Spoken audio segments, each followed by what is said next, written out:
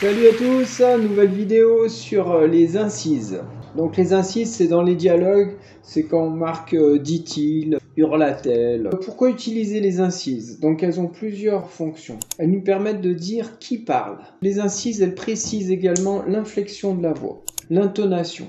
Donc hurla-t-il, susurra-t-il. Ça permet aussi de préciser l'état d'âme. Dernière utilité des incises, eh ben, c'est un ornement quelque part, c'est un attribut du style. Alors bien sûr, toujours chaque fois qu'on parle du style, on se pose des questions de clarté, d'harmonie, de rythme, de couleur, d'originalité. Notamment l'utilisation d'une incise, il faut qu'elle apporte de la clarté, il faut qu'elle ne soit pas une surenchère non plus. Si tout est clair, il n'y a pas besoin de l'utiliser. Il faut que ça soit euphonique. Il ne faut pas que ça gêne l'oreille, il faut que ça rentre dans le rythme de la phrase, il faut que ça soit en cohérence avec le tout.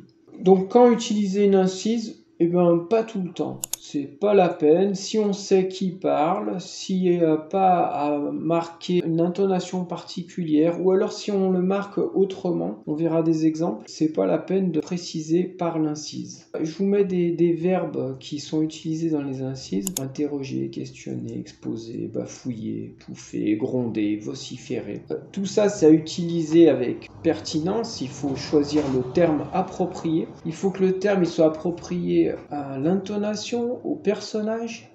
Moi, j'ai des personnages qui ne hurlent pas. Louis, il va pas hurler. Ron, il va pas chuchoter. Encore que si, Ron, il peut chuchoter.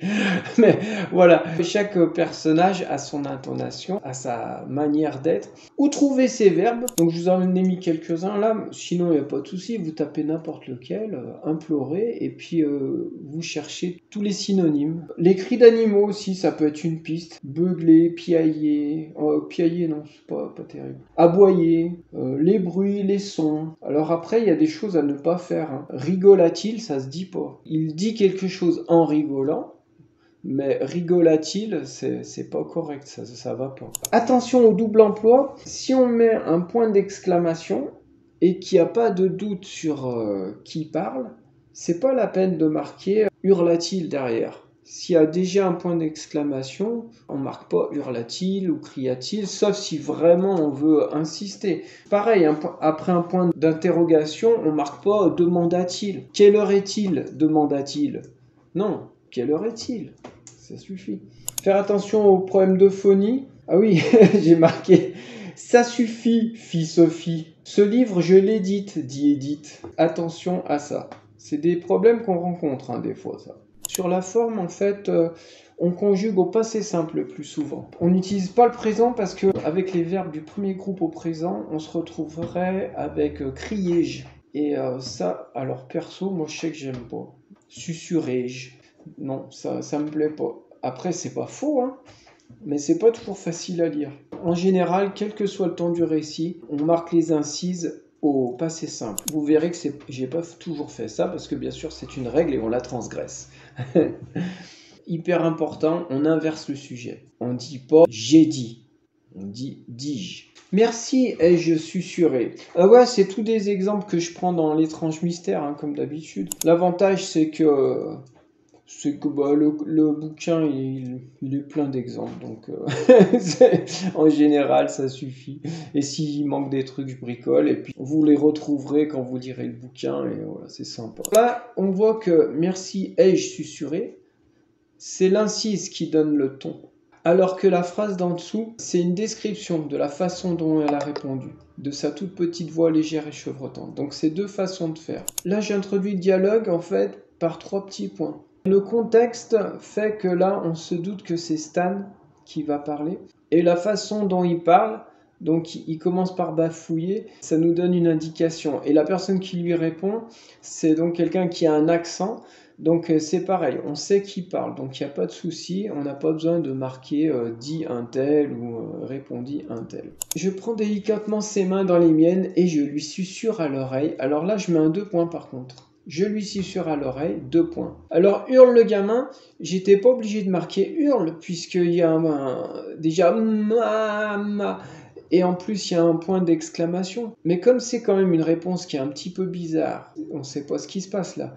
Donc en fait, hurle le gamin, ça précise. C'est pour ça que je l'ai mis. Donc là, comme il y a un peu d'action, et donc on est au présent, parce qu'il y a un petit peu une tension, et à la fin je termine, parce que l'action est finie, et donc je termine au passé simple. Et entre les deux, en fait, il y a dit-elle dont on ne sait pas si c'est du présent ou du passé simple. C'est une sorte de charnière en fait. Je le fais pas tout le temps, mais parfois. L'homme répéta alors, toujours avec calme, mais fermement. Donc là, avant de lancer le dialogue, on précise la façon dont il va parler.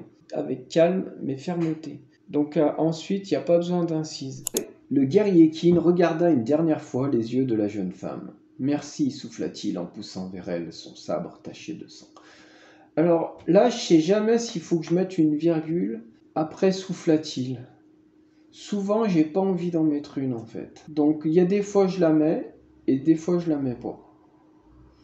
Là, je l'ai pas mis. Oui, je sais pourquoi je l'ai pas mis. Je l'ai pas mis parce qu'en fait, je voulais qu'on termine essoufflé cette phrase en fait justement parce qu'il est en train d'agoniser le gars.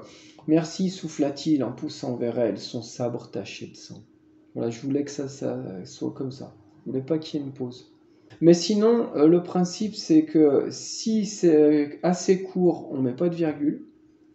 Et si c'est plus long, on met une virgule. Après souffla-t-il.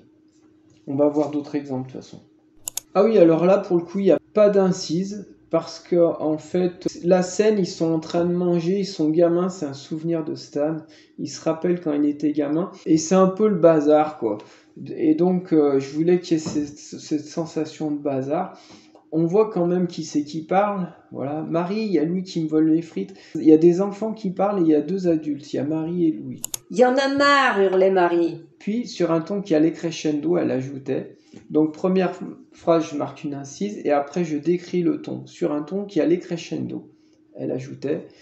Est-ce qu'un jour on pourra, s'il vous plaît, faire un repas sans que quelqu'un ne renverse un verre? C'était un peu ça la façon de dire. Ce n'est rien, Louis, lancai-je. C'est rien qu'une souris. Ça, c'est un petit clin d'œil à des souris et des hommes, parce que Louis, il est dans une bibliothèque à ce moment-là, il regarde des bouquins. Tiens, Stan, fit-il en se retournant. Alors, tu es venu chiner? Donc, fit-il en se retournant, c'est assez court, donc là, je mets pas de virgule, j'ai aucun doute. Ah oui, alors là, toi non plus, tu ne te prends pas au sérieux, Stan, dit-il en souriant. J'ai vu, sourit-il. Non, ça va pas du tout, faut pas marquer ça. On le dit en souriant, mais sourit-il, c'est pas une incise de dialogue. On ne peut pas mettre tout et n'importe quoi dans les incises de dialogue. Il y a des verbes qui vont, d'autres qui ne vont pas. Ce genre de phénomène, lâcha-t-il dédaigneux. Donc, lâcha-t-il dédaigneux, ça va bien. On ne peut pas hurler dédaigneux. On lâche dédaigneux. Ah ouais, je termine avec ça, j'ai bien aimé. Je trouvais que ça sonnait bien, ça. C'est Lisa et Stan, ils sont chez Stan et c'est le moment où Lisa elle se rapproche de Stan et elle lui dit qu'elle veut plus dormir dans le canapé. Ah bon? Tu ne veux plus dormir dans le canapé? Manquis-je innocemment. Non, fit-elle en se rapprochant. Bon, on a fait un petit peu le tour, il y avait énormément de choses à dire. Je vous laisse méditer là-dessus. C'est un outil, il faut travailler. Ça, c'est le truc facile à reprendre. Quand on a fini d'écrire le roman, on reprend toutes les incises et on affine. On connaît ses personnages, on a la mise en scène en tête, on sait où on va, donc on affine les incises. Bon, j'espère que ça vous aura plu. Bougez, lisez et à bientôt. Ciao!